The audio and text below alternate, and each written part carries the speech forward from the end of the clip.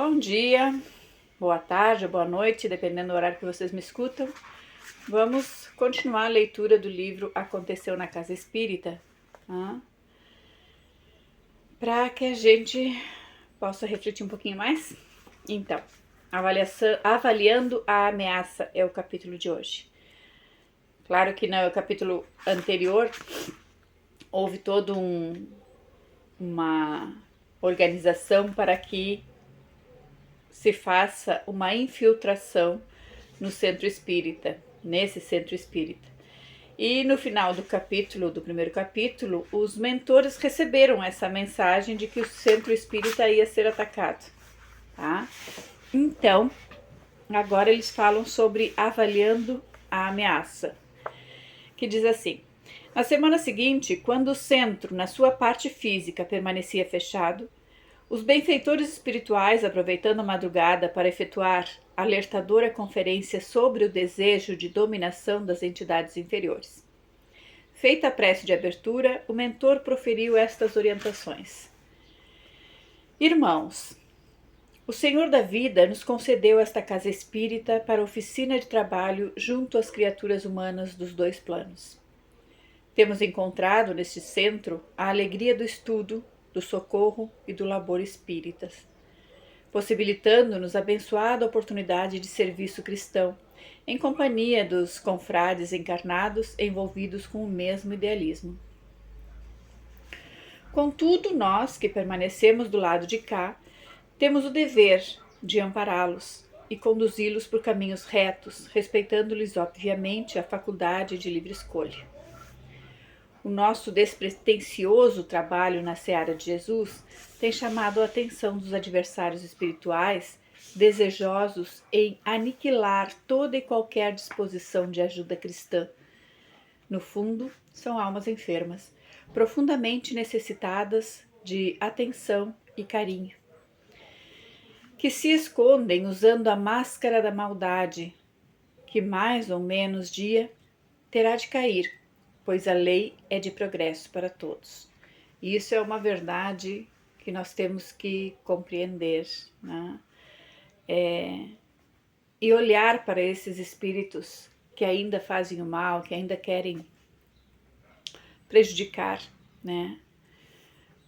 De alguma forma as pessoas, sejam quem for, sejam inimigos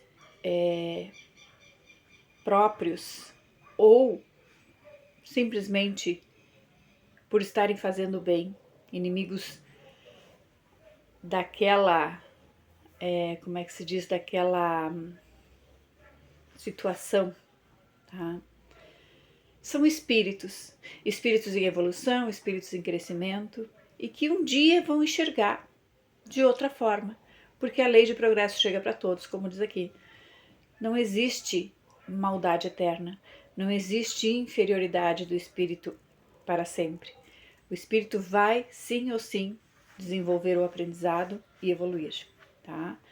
São irmãos que estão numa escala menor de conhecimento. Só isso. Então a gente tem que enxergá-los nessa condição. Assim como a gente olha para uma criança que vê a sua infantilidade, que vê a sua falta de entendimento da vida, e a gente aceita, né? Se uma criança me machuca, eu não vou ter os mesmos sentimentos se um adulto fizer a mesma coisa. Então a gente tem que olhar para esses espíritos como ainda espíritos infantis, ainda espíritos que estão no seu processo evolutivo um nível não muito abaixo de nós, que estamos tentando fazer o bem, que estamos já como trabalhadores de uma casa ou sofrendo o ataque deles, porque por um motivo óbvio nós estamos sofrendo esse ataque, tá? Então, como diz ali, ainda se escondem usando a máscara da maldade, mas que mais ou menos dia terá que cair, pois a lei é de progresso para todos. Por isso, nossas atividades encontram-se ameaçadas. Nesse instante, vários espíritos ainda em aprendizado para o trabalho espiritual se espantaram. Alguns ficaram temerosos, acreditando que nossos superiores não teriam disposição e recursos para a defesa, o que levou o orientador espiritual a transmitir as seguintes palavras tranquilizadoras. Calma, meus amigos, tudo está sob controle. É necessário que nos coloquemos à disposição para fortalecermos os nossos irmãos em jornada terrena. Para eles será uma extraordinária possibilidade de testemunhar na prática tudo aquilo que teorizam acerca dos ensinos de Jesus. Que seria do aluno se a escola periodicamente não lhes aplicasse provas? Nestas provas que a gente sofre aqui, é que muitas vezes a gente não passa, tá? Mas retornamos novamente aos estudos e voltamos a fazer a prova até conseguir ser aprovado, até conseguir passar de nível. Então, a sabedoria divina, através de suas leis, controla tudo, monitora tudo. E num mundo de provas e expiações é natural que o mal predomine, experimentando constantemente os que aspiram a título de seguidores de Jesus. Não há motivo para medo ou fraqueza moral. Não estamos abandonados por Deus. Dispomos de fartos recursos espirituais de defesa. Temos ao nosso lado as entidades sublimes que nos apoiam, inspiram e garantem a nossa proteção. Permanecemos trabalhando em nome de Jesus. Estamos cumprindo o quanto possível os desígnios divinos. Dispomos de todos esses recursos, por isso não há motivo de pânico. Essa será uma batalha que competirá aos encarnados vencerem. Nós, porém, nos limitaremos a protegê-los, vigiando e orando fervorosamente. É certo que alguns, pelos sentimentos que nutrem, não mereceriam sequer nosso concurso. Entretanto, as tarefas que realizam promovem o bem comum e, pelo trabalho bem feito que executam, ainda que o realizem como profissionais espíritas e não como verdadeiros idealistas, nossa proteção se faz sentir pensando no todo da casa. É interessante ele analisar dessa forma, porque às vezes a gente está trabalhando no centro espírita ainda como uma obrigação que nos colocamos. Não, eu preciso trabalhar para receber o merecimento. E não como idealismo, não como algo que realmente está me satisfazendo a alma. Então, outro aprendizado que temos que ter é esse: como trabalhadores espíritas, qual é o sentido, qual é o significado de ir trabalhar, ir fazer a minha função dentro da casa espírita. O que eu sinto quando eu faço isso? Ainda é uma obrigação? Tá? Mesmo sendo, é o meu processo de aprendizado. Eu não vou deixar de fazer, não, então eu estou fazendo obrigada, eu não vou fazer mais. Não, eu tenho que aprender a fazer por satisfação própria. Pelo bem, o bem pelo bem, e não por obrigação de compromisso que eu fiz, porque eu preciso, porque isso, porque aquilo, não. Mas isso leva seu tempo de processo, então continuemos. Se eu ainda estou fazendo por obrigação, continuemos até que eu consiga fazer por satisfação pessoal, por evolução espiritual, e assim eu vou fazendo o meu aprimoramento. Mesmo assim, eu estou recebendo ajuda deles, porque eu estou fazendo um bem à casa e o trabalho deles é pela casa. Ainda que esses profissionais nada recebam financeiramente, estão sempre em busca de elogios, da notoriedade e sempre se irritam quando não são citados. Esses infelizes, apesar de todo o nosso empenho em protegê-los, ainda que pensando nas tarefas, serão os principais atingidos. Tá? Entende? Que quando a gente está nesse esforço, ainda podemos sofrer as consequências disso. Tá? Então seremos os principais atingidos, né? Porque as nossas barreiras ainda estão bem fracas. Numa atuação isolada, temos mecanismos para evitar o assédio do mal, Mas com uma falange tão bem preparada, com mentes inteligentes, explorando todas as inferioridades humanas, e esses encarnados vibrando no mesmo padrão, será praticamente impossível salvá-los. É uma pena que no templo da fraternidade, entre os conhecedores do Evangelho, alguns insistam em ser o exemplo daquilo que Jesus não ensinou. Contudo, temos de compreender que esses irmãos estão em aprendizado, não despertaram ainda e agem assim por carregarem na alma as informações espíritas e não a vivência delas. É aquela velha história que a gente costuma dizer.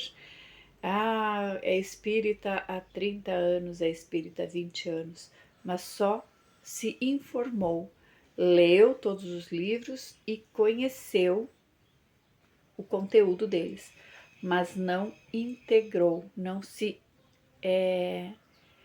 associou daquela informação, quer dizer, não vivencia aquilo que aprende, tá? Então, só recebeu informação e não conhecimento. E aqui diz bem isso.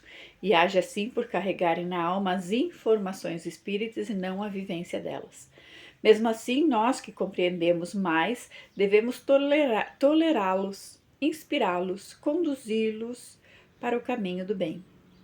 Porque é da lei divina fazermos ao outro o que gostaríamos que nos fizesse. Não precisa dizer nada, né? Não desejamos estar entre aqueles que apontam as dificuldades, criticando maledicentemente, sem apresentarem propostas de ajuda e renovação. Desejamos cooperar em silêncio, preferindo ver no semelhante as virtudes que já conquistou, encorajando-o amorosamente para vencer as próprias dificuldades morais, agradecendo o quanto possível aqueles que pretensiosamente ou despretensiosamente, verdadeira e amorosamente trabalham em benefício da causa espírita. Para isso, temos a sublime oportunidade da mediunidade, que nos possibilita irradiarmos centenas de mensagens singelas, aquelas que, mesmo sem terem condições de serem divulgadas, como literatura espírita, calam fundo no coração dos participantes das reuniões de intercâmbio espiritual. Muitas vezes, através de mensagens simples, é que os espíritos sublimes falam, porque preferem a simplicidade de coração, os pobres de espírito, os mansos e pacíficos, para servir-lhes de intérpretes. Por isso, não devemos desanimar na tarefa de proteção e inspiração espiritual que nos cabe. Em contrapartida, possuímos muitos irmãos que, vivendo o Espiritismo, nos possibilitarão atuação mais direta, alcançando e tranquilizando as mentes encarnadas quando os adversários do Evangelho espalharem pelas mentes despreparadas o vírus da fofoca, da intolerância e da disputa. Que é isso que eles fazem, essa é a forma como eles trabalham.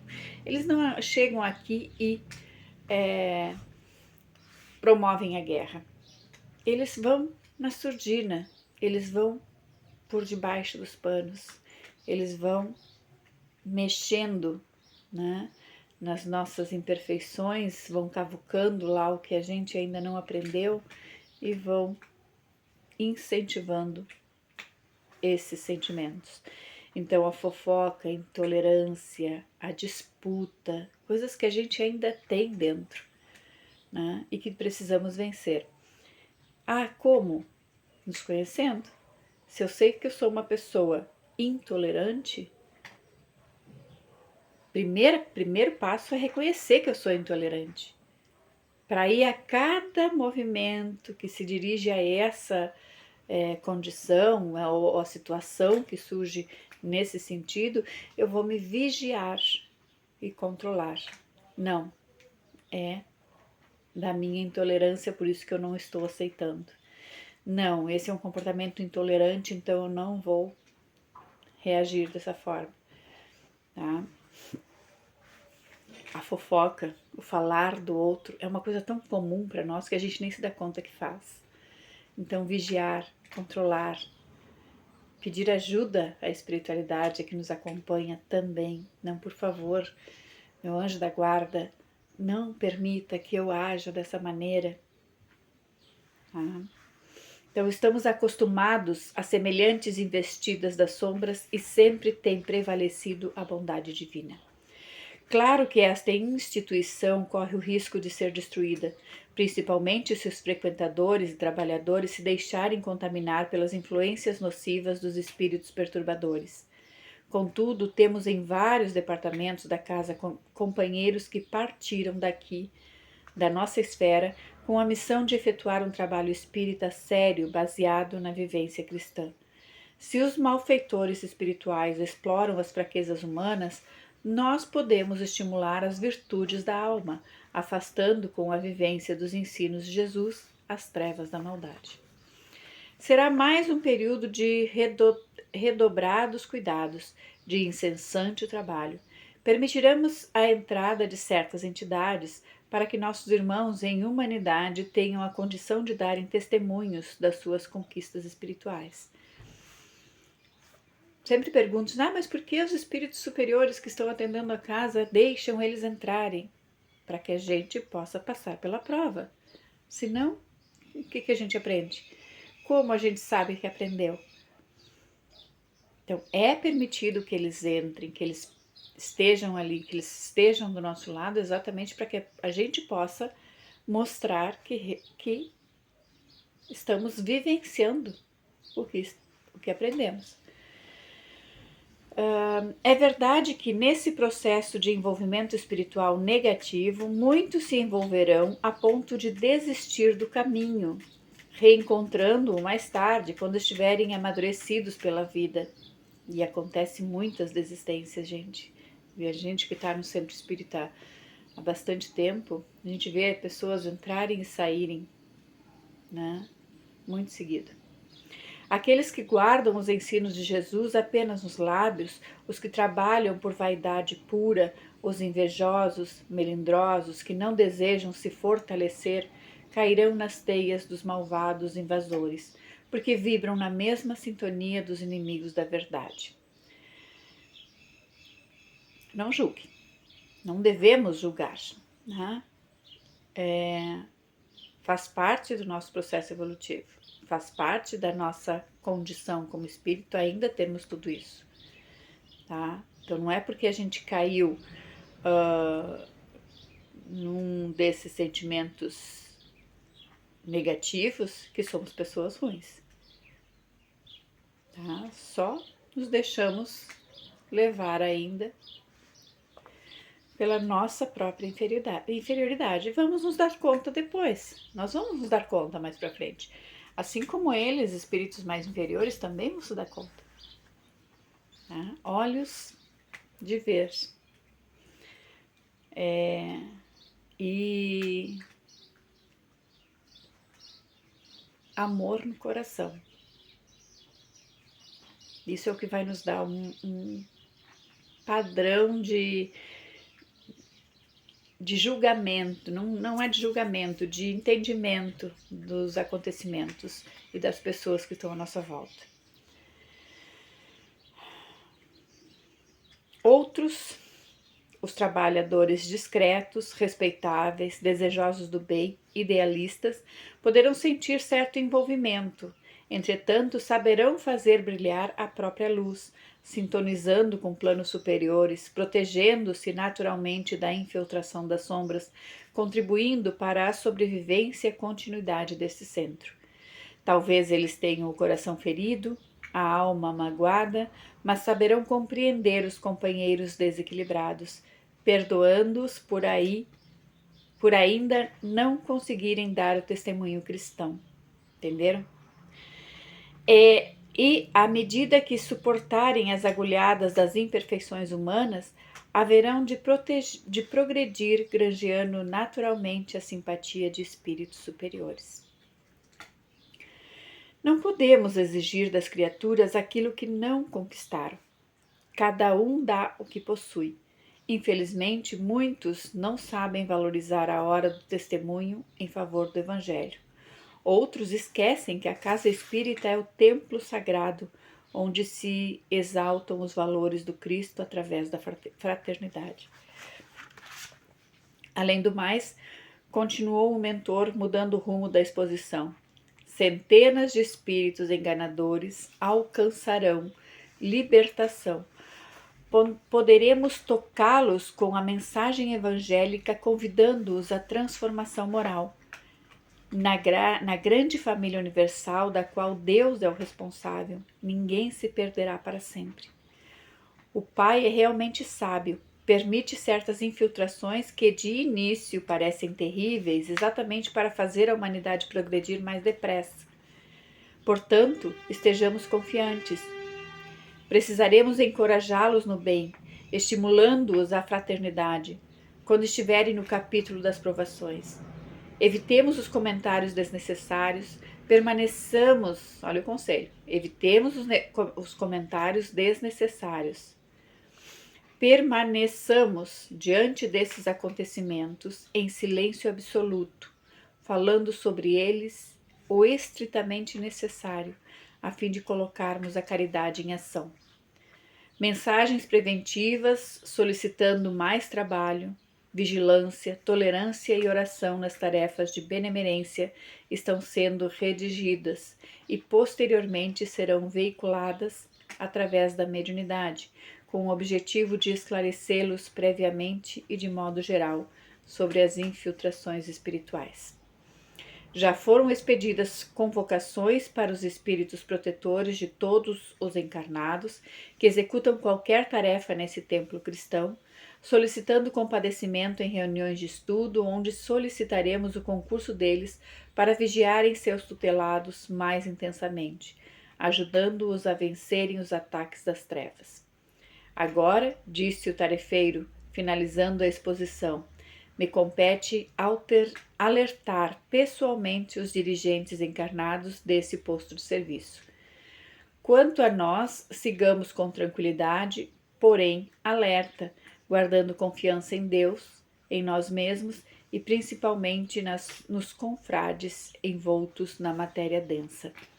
Terminada a conferência, os trabalhadores do mundo espiritual retiraram-se em silêncio absoluto, dedicando-se aos labores de rotina, quando Castro, o presidente encarnado do centro, acompanhado de Israel, o diretor das atividades doutrinárias, apresentaram-se desdobrados do corpo, demonstrando no olhar expressão de grande preocupação. E assim terminamos mais este capítulo, para que a gente possa refletir. Podem comentar se quiserem.